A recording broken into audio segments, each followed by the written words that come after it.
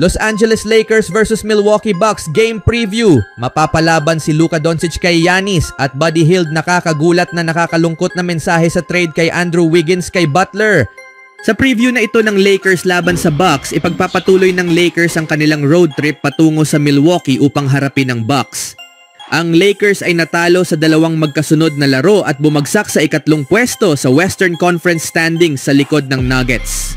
Samantala, ang Bucks ay nakikipaglaban sa Pacers para sa ika-4 na pwesto sa Eastern Conference.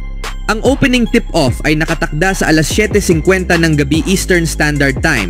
Sa kasalukuyan, sinusubukan ng Los Angeles Lakers na malampasan ang hamon ng pagkawala ni LeBron James na mawawala ng 2 linggo dahil sa groin injury na malamang na ikatapos na rin ng kanyang road trip. Natalo ang Lakers sa 2 sunod na laban matapos matalo sa Brooklyn Nets noong Martes.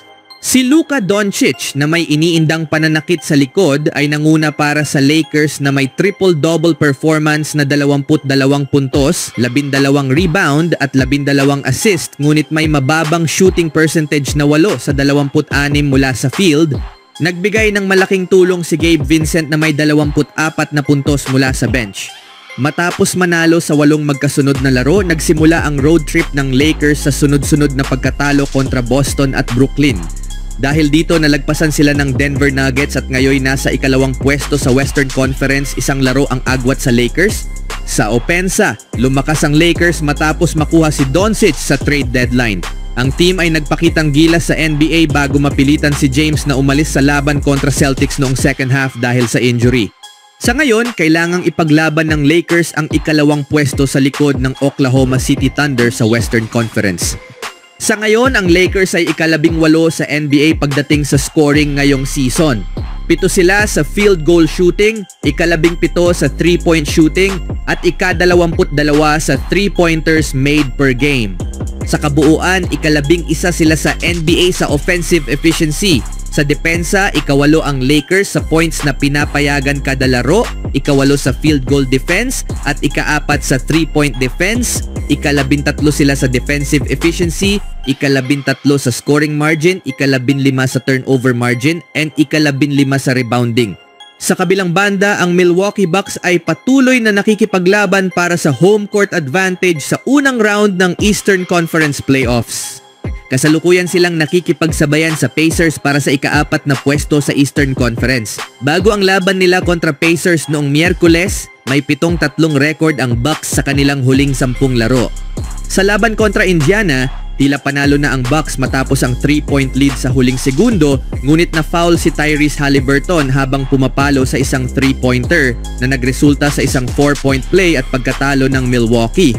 Pinangunahan ni Brook Lopez ang Bucks na may 23 puntos sa laban. Ang MVP candidate na si Giannis Antetokounmpo ay nalimitahan sa 19 na puntos ngunit may 17 rebound at 7 assist. Si Damian Lillard na isa pang All-Star ay hindi rin gaanong naging epektibo at nagtala lamang ng 15 puntos. Sa kabila ng mga injury, mahusay pa rin ang Bucks ngayong season at patuloy na lumalaro ng maayos kahit wala ang super sub na si Bobby Portis na suspendido hanggang Abril dahil sa paglabag sa league's banned substance policy. Sa ngayon, ang Bucks ay ika-11 sa NBA sa scoring, pang-6 sa field goal shooting at pangalawa sa 3-point shooting. Ika-8 sila sa 3-pointers made per game at pang-20 sa offensive efficiency. Sa depensa, ika-12 sila sa points na pinapayagan kada laro, pangatlo sa field goal defense at pampito sa 3-point defense. Ika-11 naman sila sa defensive efficiency.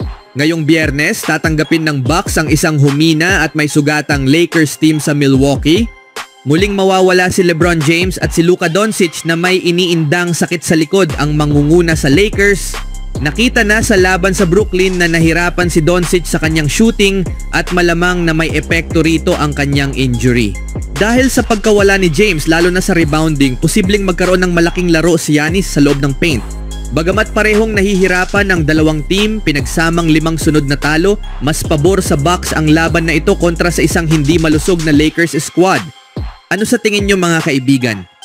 Sa huling balita, ang blockbuster trade ng Warriors upang makuha si Jimmy Butler sa trade deadline ngayong taon ay nagdulot ng matinding emosyon sa mga players matapos nilang mapagtanto kung sino ang kailangang ipalit para sa 6 na beses na NBA All-Star. Kasama sa trade ang pagpapakawala sa fan at team favorite na si Andrew Wiggins, pati na rin ang pagpapadala kina Kyle Anderson, Dennis Schroeder at Lindy Waters. Mahigit isang buwan matapos ang trade, inamin ng Warriors guard na si Buddy Hield na nais niyang siya na lang ang na-trade kung nangangahulugan ito na maiiwan si Wiggins sa team. Nang may na-trade na mga kakampi namin, naging isang mahirap na araw yon para kay Warriors coach Steve Kerr, sabi ni Hield sa panayam sa The Game's Steiny and Guru noong Miyerkules. Lalo na kay Wiggs, naging emotional ang buong locker room. Mas lalo akong naging emotional dahil sana ako na lang ang na-trade. Ang daming nagawa ni Wiggs para sa prangkis na ito. Ayoko siyang makita na umalis ng ganon dahil napakalaki ng naging ambag niya sa Warriors. Sabi ko pa nga man sana ako na lang dahil iniwan niya ang kanyang marka sa prangkis na ito. Alam ko kung gaano siya kahalaga sa team at sa buong San Francisco. Isang tunay na diwa ng pagiging selfless ang ipinakita ni Hield sa emotional na trade na ito. Naglaro si Wiggins ng mahigit 5 season kasama ang Warriors at naging malaking bahagi ng kanilang ika-4 na kampyonato sa pamamagitan ng kanyang kahangahangang season at playoff performance. Ngunit matapos magsimulang bumaba ang takbo ngayon ng kanilang season, kinailangan ng Warriors na gumawa ng matinding hakbang upang magkaroon ng malaking pagbabago. Ibinunyag ni Brandon Podziemski na mataas ang emosyon ng buong team nang marinig nila ang balita ng trade noong Pebrero. Umiyak pa nga ang ilan sa kanila habang nagpaalam. Maging si Steph Curry ay sumali rin sa Steiny at Guru upang pag-usapan ang emosyonal na epekto ng trade sa kanya at sa kanyang mga kakampi. Iyon ay isang nakakabiglang araw, pagbabalik tanaw ni Curry. Papalapit na ang laban namin kontra Utah at maraming haka-haka, usap-usapan at paano kung tapos bigla na lang nangyari. Unang-una, nalungkot kami dahil mawawala ang mga kasamahan naming lumaban kasama namin, lalo na si Wiggs. Tinulungan niya kaming manalo ng kampyonato at nakita namin kung paano siya umunlad sa loob ng 5 taon dito. Sina Dennis, Kyle, Lindy, lahat sila ay naging mahalagang bahagi ng team, lalo na noong simula ng season. Pero pagkatapos noon, naisip namin ang hinaharap. Masaya kami na nandito na si Jimmy. Naiintindihan namin kung sino siya bilang isang superstar at kung paano siya maglaro, palaging gumagawa ng tamang desisyon. Pero may presensya siya sa laro na kailangang paghandaan. Kitang-kita kung paano siya nakatulong sa akin at kay Draymond, pero higit sa lahat, nakakatulong siya sa buong team dahil pinapaganda niya ang laro ng kanyang mga kasama at ginagawa niya ito ng natural.